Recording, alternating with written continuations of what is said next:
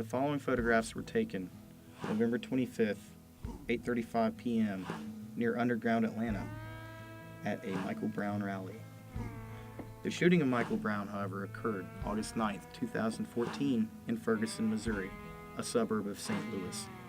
Brown, an 18-year-old black man, was fatally shot by Darren Wilson, a white Ferguson police officer.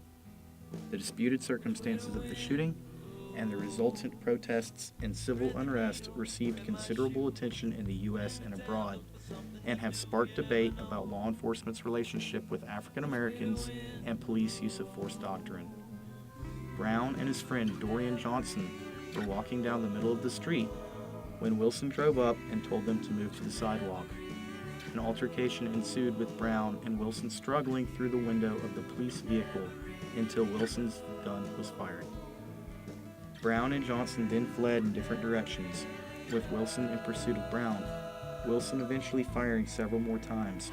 In the entire altercation, Wilson fired a total of 12 shots, Brown being hit by 7 or 8, all in the front, with the last probably being the fatal shot. Witness reports differ as to whether and when Brown had his hands raised and whether he was moving toward Wilson when the final shots were fired. The shooting sparked unrest in Ferguson as well as other parts of the nation, in part due to the belief among many that Brown was surrendering, as well as long-standing racial tensions between the majority black Ferguson community and the majority white city government and police. Protests, both peaceful and violent, along with vandalism and looting, continued for more than a week, resulting in night curfews. The response of area police agencies in dealing with the protests received significant criticism from the media and politicians. There were concerns over insensitivity, tactics, and militarized response. Missouri Governor Jay Nixon ordered local police organizations to cede much of their authority to the Missouri State Highway Patrol. Mainly peaceful protests continued for several weeks. A few days after the shooting, the Ferguson Police Department released a video of events at a nearby convenience store that occurred only minutes before the shooting. It shows Brown taking cigarillos and shoving a store employee who tried to prevent him from leaving. The timing of the video release received criticism from some media, the Brown family, and public officials, who viewed the release as an attempt to impeach Brown. Others said the video was informative as to Brown's state of mind when the shooting incident coming shortly after the robbery.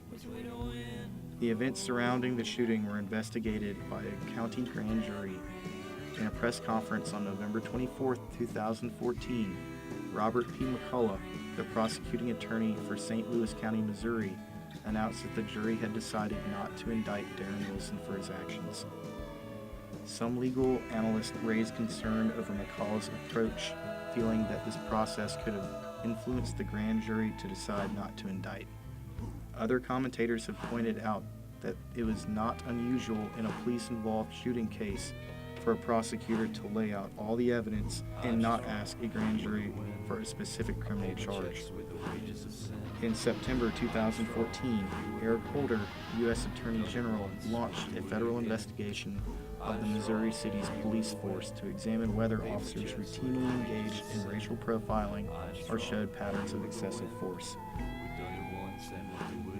The end result, a young man is dead, and a country is further divided. I'm strong, you were the wind. We've done it once and we'll do it again.